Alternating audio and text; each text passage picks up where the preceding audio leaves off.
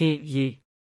အခုနောက်ပိုင်းလူမှုကွန်ရက်တွေပေါ်မှာရောလူငယ်တွေကြားမှာပါ hippie ဆိုတဲ့စကားလုံးကအရန်ရေပန်းစားနေတာသတိထားမိမှာပါဒါဟာရိုးရိုးဖက်ရှင်တစ်ခုတည်းမဟုတ်ပဲလွတ်လပ်မှုအမှုပညာနဲ့တဘာဝတရားကိုအခြေခံတဲ့လူနေမှုပုံစံတစ်ခုဖြစ်လာတာပေါ့အထူးသဖြင့်အခုရက်ပိုင်းနာမည်ကြီးနေတဲ့ပွဲတော်တွေနဲ့နေရာတွေအကြောင်းဟောက်ကိုပြည့်စုံပြောပြမယ်နော် hippie ဆိုတာဘာလဲမူလကတော့1960ခုနှစ်တွေမှာအမေရိကန်ကနေစတင်ခဲ့တဲ့လှုပ်ရှားမှုတစ်ခုပါစစ်ပွဲတွေကိုစန့်ကျင်ပြီးငြိမ်းချမ်းရေး peace နဲ့မေတ္တာ love ကိုအလေးထားကြတဲ့သူတွေပေါ့အခုခေတ်မှာတော့ modern hippie တွေအနေနဲ့ပြန်လည်ဆန်းသစ်လာပြီးမြို့ပြရဲ့မွန်းကျက်မှုတွေကနေရုံထွက်ကတဘာဝနဲ့နီးစပ်တဲ့နေရာတွေမှာလွတ်လပ်စွာရှင်သန်ကြတဲ့အဓိပ္ပာယ်ကိုဆောင်လာပါတယ်နာမည်ကြီးနေတဲ့ hippie helmet page ထိုင်းနိုင်ငံ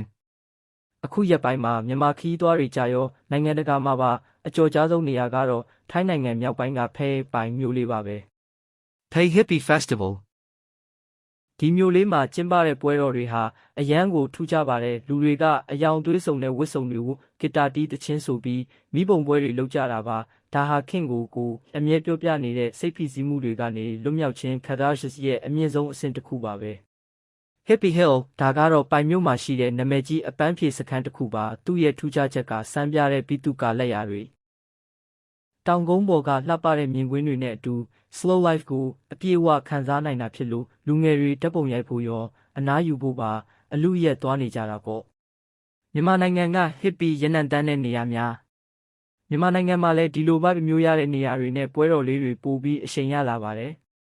ကလောနဲ့ရှမ်းကုန်းပြင်းမြင့်ကလောရဲ့တောတောင်တွေကြားမှာကျင်းပတဲ့ camping ပွဲလေးတွေဂီတပွဲလေးတွေဟာ modern hippie တွေအတွက်နိဗ္ဗာန်ပုံပါပဲအထူးသဖြင့်ကလောမှာရှိတဲ့ coffee ဆိုင်လေးတွေနဲ့ resort လေးတွေကဒီလို hippie ပုံစံမျိုးကိုပိုပြီးပုံဖော်လာကြပါတယ် hippie gatherings ရှမ်းပြည်ဘက်ကထင်းရှူးတောတွေထဲမှာလူငယ်အဖွဲ့အစည်းလေးတွေကဥဆောင်ပြီး back to nature ခေါင်းစဉ်နဲ့စုဝေးကြတာမျိုးတွေရှိပါတယ်ဖုန်းလိုင်းမမိတဲ့နေရာမျိုးမှာတယောက်နဲ့တယောက်စကားပြောကြအမှုပညာတွေဖန်တီးကြတာဟာဒီနေ့ခေတ်ရဲ့အကောင်းဆုံး digital detox လို့ကိုထင်ပါတယ်။ဘာကြောင့်အခုမှနာမည်ကြီးလာတာလဲ။ဒီမေးခွန်းရဲ့အဖြေကတော့ခင်တဲ့ကိုတို့ကြုံတွေ့နေရတဲ့မရေရာမှုတွေထဲမှာရှိပါတယ်လူတွေကအလုပ်တွေ PR တွေကြားမှာ stuck ဖြစ်နေကြတဲ့အခါအရာရာကိုခဏမေ့ထားပြီးကိုဖြစ်ချင်တာဖြစ်ခွင့်ရှိတဲ့နေရာမျိုးကိုတောက်တကြတာပါ hippie ပွဲတော်တွေကပေးတဲ့လွတ်လပ်မှုကလူသားတွေရဲ့စိတ်ဝိညာဉ်ကိုပြန်လည်နှုတ်ပြစေတဲ့ဆေးတစ်ခွက် mental healing ဖြစ်နေလို့ပါပဲ hippie ဆိုတာဝစ်စုံထက်စိတ်သက် mindset ကပိုအရေးကြီးပါတယ်အရာရာကိုရိုးရိုးရှင်းရှင်းနဲ့လှလှပပမြင်တတ်တဲ့စိတ်ထားမျိုးပေါ့ခင်ရေဒီလိုနေရာမျိုးတွေကိုတွားဖို့ဆိုတာငွေကြေးထက်ပွင့်လင်းတဲ့စိတ်နှလုံးကပိုလိုအပ်ပါတယ်ခင်ကောဒီလိုလွတ်လပ်ပေါ်ပါတဲ့ hippie ပုံစံမျိုးကိုစမ်းကြည့်ခြင်းစိတ်ရှိလားခင်အနေနဲ့အဲ့ဒီလိုပွဲတော်မျိုးကိုတွားဖြစ်ခဲ့ရင်ဘလို့ဝတ်စုံမျိုးဝတ်သွားမယ်လို့စိတ်ကူးထားလဲကိုပြောပြပါဦးနော်ခင်ရဲ့ style ကိုအကြံပေးခြင်းလို့ပါခင်ရေဒီ hippie ဆိုတဲ့ကဘာလေးကတူးလေစမ်းကြဲလေပါပဲအခုရက်ပိုင်းမှာဒီ line ကဘာလို့ဒီလောက်ပြန်အားကောင်းလာတယ်လဲဆိုတော့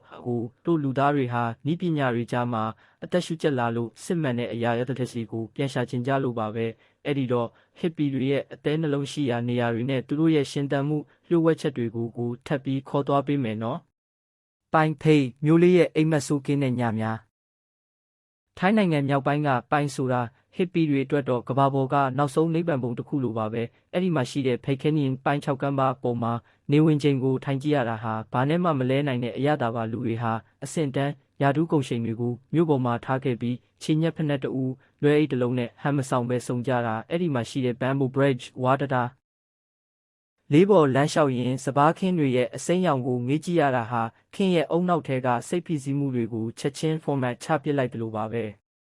တောင်တန်းတွေကနေပင်လယ်ပြင်စီတို့ Kofangan vibe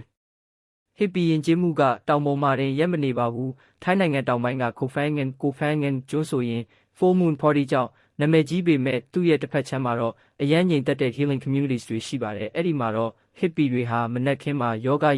ကျင့်ကြတယ်